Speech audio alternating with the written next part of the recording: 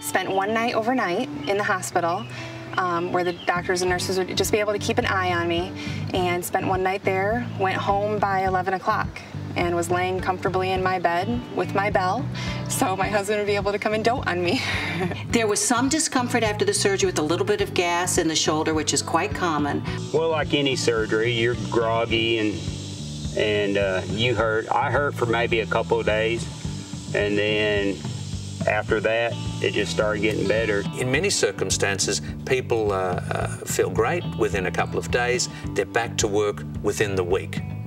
They can usually perform most physical activity within 3 to 4 weeks. You're in and out so fast, and it's quick recovery. I was back at work in less than a week. I literally was back to work by the 4th day.